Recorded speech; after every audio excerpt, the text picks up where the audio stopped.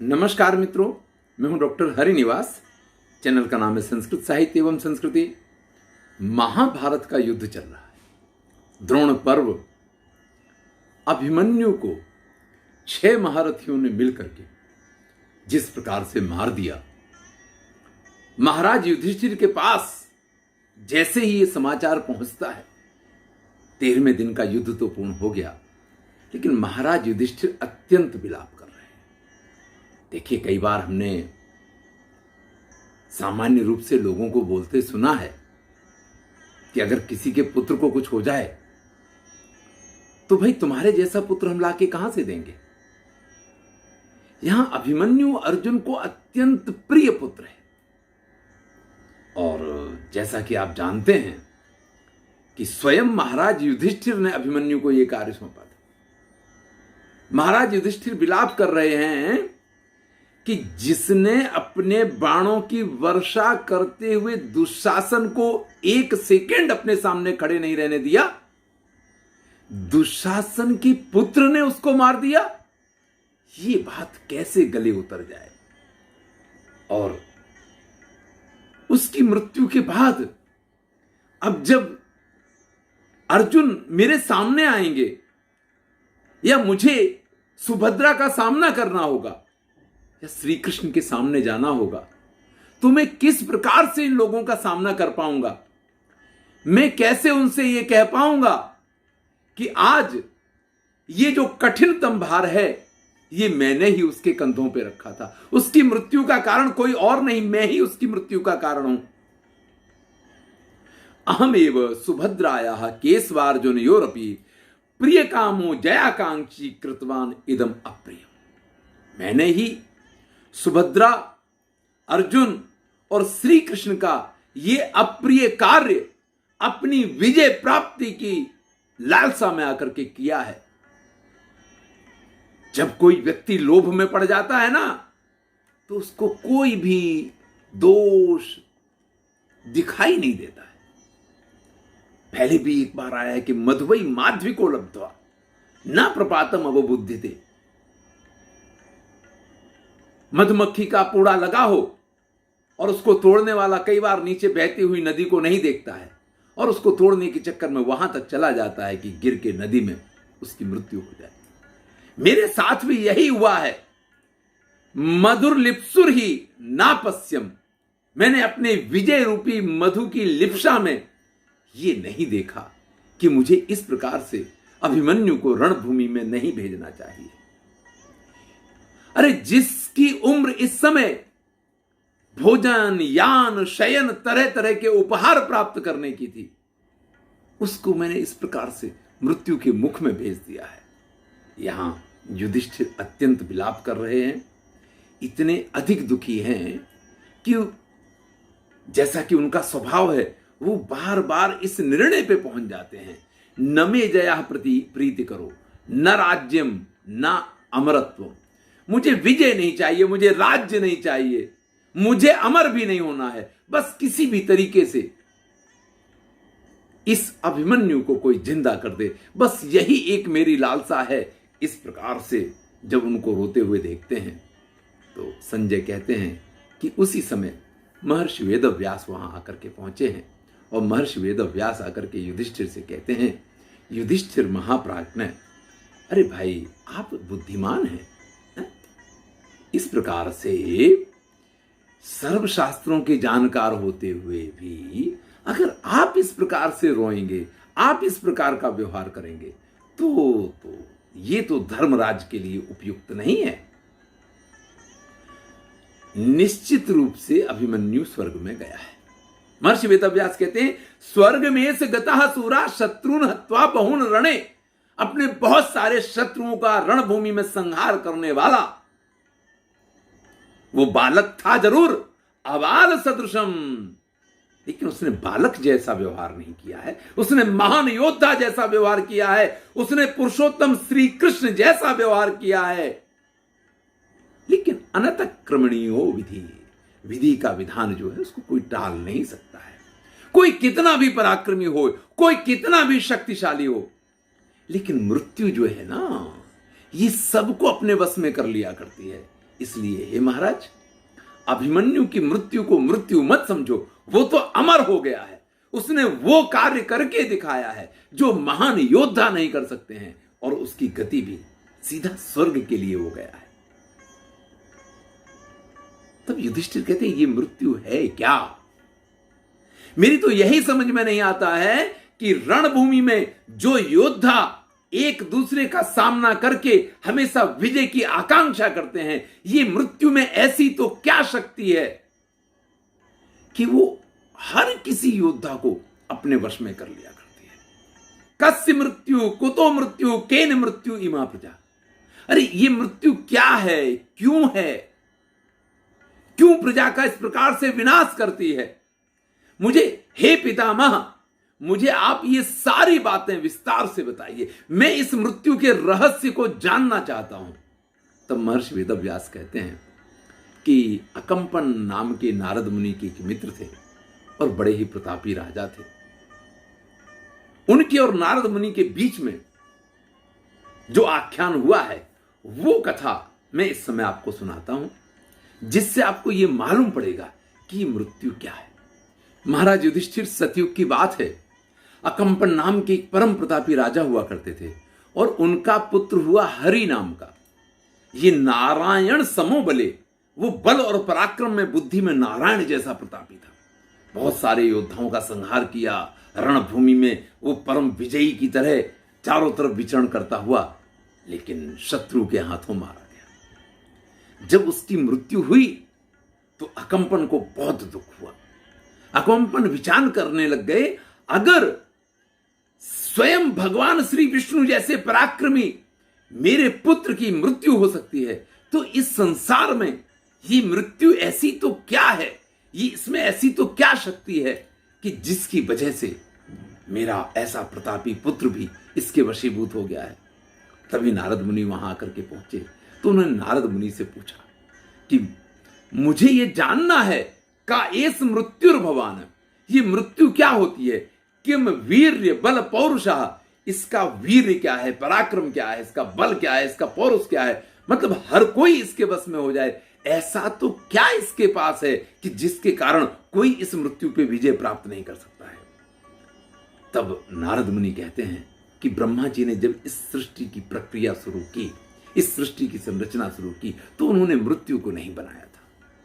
परिणाम यह हुआ कि इस पृथ्वी पे नई नई सृष्टि की संरचना तो होती चली गई, लेकिन पुरानी कोई भी सृष्टि जो है वो नाश नहीं हो रही थी। ऐसे में पृथ्वी पे इतना अधिक भार बढ़ गया कि स्वयं पृथ्वी जो है वो ब्रह्मा जी के पास जाती है और उनसे ये कहती है, महाराज मुझसे इस सृष्टि का भार अब वहन नहीं होता है, या तो आप कोई मार्ग निकालिए और नहीं तो मैं ऐसे ही रसातल में चली जाऊंगी। तब ब्रह्मा जी को अत्यंत क्रोध आ गया। वो सोचने लग गए कि भाई मैंने ये सृष्टि बनाई और ऐसा ये क्या है कि ये सृष्टि इस प्रकार से इस संसार में समस्त संसार के विनाश का कारण बन जाएगी। और ऐसे में जब उनको भयंकर क्रोध आया तो उस क्रोध में से एक अग्नि उत्पन्न हुई और उस अग्नि से इस पूरी सृष्टि का संहार होने लग गया, पूरी सृष्टि जलने लग गई। तब स्वयं भगवान रुद्र, जिनको आप शिव के नाम से जानते हैं, वो ब्रह्मा जी के पास जाते हैं, उनसे स्तुति करते हैं कि भाई आप ये जो कार्य कर रहे हैं ये तो किसी तरीके से योग्य नहीं माना जा सकता है। जिस सृष्टि की आपने संरचना की है, आप उसी सृष्टि का विनाश, और ये सामान्य विनाश नहीं है, ये संपूर्ण विनाश की तरफ आप बढ़ रहे हैं, ऐसा आपको नहीं करना चाहिए। उन भगवान रुद्र की बात सुनकर के ब्रह्मा जी उनसे प्रसन्न होते हैं और उनसे कहते हैं, किम कुर्मः काम कामार्ह, मेरी समझ में ही नहीं आ रहा है कि मैं करूं तो क्या करूं। एक तरफ पृथ्वी का कहना यह है कि अगर इसी प्रकार से सृष्टि रहेगी तो मैं इस सृष्टि का भार उठाने के लिए तैयार नहीं हूं, और दूसरी तरफ तुम ये कह रहे हो कि सृष्टि का विनाश नहीं होना चाहिए। तो हे रुद्र, मैं तुम्हारी इच्छा पूर्ति के लिए कुछ भी करने के लिए तैयार हूं, तुम बताओ तो सही कि इसका क्या उपाय है। तब भगवान रुद्र ने कहा, अनागत अतीतम चा यच्च संप्रति वर्तते। देखिए, आपकी सृष्टि 3 कालों में विभाज्य है। एक है भूतकाल, एक है वर्तमान काल और एक है भविष्य काल। आपने जब इस सृष्टि की संरचना की तो पहले से ही अनागत अतीतम च यच्च संप्रति वर्तते, इन 3 भागों में ये पृथ्वी बट गई। अतीत यानी जो बीत चुका है, संप्रति जो वर्तमान है, और अनागत जो अभी आया नहीं है, जो भविष्य के रूप में हमारे सामने आने वाला है। तो आप इस प्रकार की प्रक्रिया बना दीजिए कि जो भूतकाल है वो समाप्त होता रहे, भविष्य हमारे सामने आता रहे और वर्तमान में हम जीते रहें। जब इस 3 कालों में ये समस्त सृष्टि विभाजित है तो आपको इस प्रकार का नियम करना चाहिए। श्री रुद्र की ये बात जो है ब्रह्मा जी को अच्छी लगी और उन्होंने इस प्रजा के विनाश के लिए जिस अपनी क्रोधाग्नि को उत्पन्न किया था उसको शांत किया। जब उस क्रोधाग्नि को शांत कर रहे थे तो उपसंहारस्तस्य तमग्निम रोषजम तथा प्रादुर्बभूव विश्वेभ्यो गोभ्यो नारी महात्मना। तो उनकी उस क्रोधाग्नि में से एक विशिष्ट रूप नारी का जन्म हुआ, और वो नारी जिसने जन्म लिया उसको जन्म लेते ही ब्रह्मा जी ने कहा मृत्यु इति महीपाल जहिचे महाप्रजा इति। जाओ, मैं तुम्हारा नामकरण मृत्यु करता हूं और तुम इस प्रजा का विनाश करने का कार्य तुमको सौंप रहा। इस प्रकार से उस मृत्यु का जन्म तो हुआ, लेकिन ब्रह्मा जी की ये आज्ञा उस मृत्यु को किसी भी प्रकार से गले नहीं उतरी। वो ब्रह्मा जी से कहती है त्वया सृष्टा कथम नारी। अरे आपको अगर ये भयंकर कार्य करवाना था तो आपने मुझे नारी के रूप में क्यों जन्म दिया? देखिए, ये तो सोचने की बात है। सृष्टि का जन्म जिसके द्वारा संभव है, सृष्टि का पालन जिसके द्वारा संभव है, आप उस नारी के द्वारा इस सृष्टि का संहार करवाना चाह रहे हैं। नहीं, स्त्री का कार्य तो मां के रूप में बालकों को जन्म देने का है, मां के रूप में उनको बड़ा करने का है, उनको मारने का कार्य। आप ये आज्ञा जो मुझे दे रहे हैं, क्रूरम कर्मा हितम कुर्याम तदेव क्यों जानती, ये सब कुछ जानते हुए भी मैं ऐसा क्रूर कर्म करने के लिए नहीं तैयार हूं।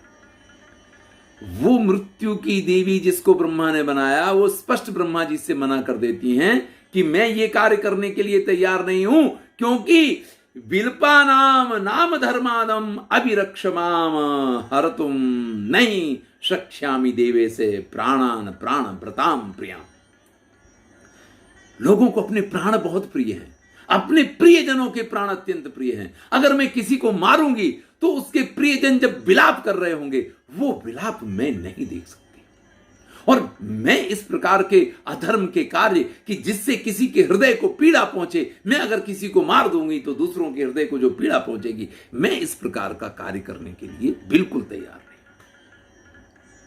ब्रह्मा जी मृत्यु से कहते हैं मृत्यु संकल्पतासित्व प्रजा संहार हेतु। हे मृत्यु, प्रजा का संहार करने के लिए ही मैंने तुम्हारी संरचना की है। गच्छ संहर सर्वास्तुम प्रजा माम ते विचारणा। तुम कोई विचार नहीं कर सकती हो, तुमको ये मेरी आज्ञा है कि जाओ और प्रजा के संहार के कार्य में लग जाओ। भैया, कई बार ऐसा होता है कि हमारे बड़े बुजुर्ग कोई ऐसी आज्ञा देते हैं, लेकिन वो आज्ञा हमें गले नहीं उतरती। यहां मृत्यु भी इस बात के लिए तैयार नहीं है, वो तपस्या करने चली जाती है, विविध तीर्थों में जाकर के भयंकर तपस्या करती है। यहां उल्लेख किया है कि पुष्कर क्षेत्र में, हिमालय में, पंचगंगा पे, जहां जहां जिस जिस प्रकार से उसको यह लगा कि इस जगह तपस्या करके मुझे मनोवांछित फल की प्राप्ति हो सकती है, उन सभी स्थानों पे जाकर के वो कठिन से कठिन तपस्या करती है। वो अन्न नहीं ग्रहण करती है, वो भोजन नहीं करती है, वो वायु भक्षण करती है। जब उसने कठोर तपस्या की तो एक दिन ब्रह्मा जी उसके पास आते हैं और उससे कहते हैं मृत्यु किमिदम अत्यंतम तपांसी चरती ही। हा, अरे तुम इस प्रकार से अत्यंत कठोर तपस्या किस लिए कर रही हो? तो मृत्यु फिर से वही बात कहती है, नाहम हंता प्रजादेव स्वस्थाश्चाक्रोशती। मैं किसी भी तरीके से आपके द्वारा सौंपे गए इस प्रजा के संहार के कार्य को करने के लिए तैयार नहीं हूं, क्योंकि जब लोग रोते हैं, जब लोग विलाप करते हैं, जब उनके हृदयों को पीड़ा पहुंचती है, जब उनको दुख होता है, मैं ये लोगों को दुख पहुंचाने वाला जो अधर्म का कार्य है वो करने के लिए किसी भी रूप में तैयार नहीं। तब ब्रह्मा जी उस मृत्यु को वरदान देते हैं, अधर्मो नास्ति मृत्यु, किसी का मृत्यु इसको कभी अधर्म नहीं माना जाएगा। तुम जब भी किसी के प्राणों को लोगी, तुम्हारे ऊपर कोई दोषारोपण नहीं करेगा। देखिए, निमित्त कुछ भी बन जाएगा, लोग निमित्त का नाम लेंगे। हार्ट अटैक की वजह से मृत्यु हो गई है, अरे वो सीढ़ी से गिरा और मर गया, अरे उसके साथ ऐसा हुआ, एक्सीडेंट हुआ और वो मर गया। कोई भी कारण होगा, उस कारण को दोष दिया जाएगा, मृत्यु को कभी कोई दोष नहीं देगा। मैं तुम्हें वरदान देता हूं कि तुमको कभी कोई अधर्म नहीं मान सकता है। देखिए, एक गीत भी हिंदी फिल्मों का, मौत महबूबा है अपने साथ लेके जाएगी, जिंदगी तो बेवफा है एक दिन ठुकराएगी। हां, ये जीवन का सत्य है कि जीवन का हम भरोसा नहीं कर सकते हैं, लेकिन मृत्यु का भरोसा कर सकते हैं कि ये तो आएगी आएगी और अवश्य आएगी।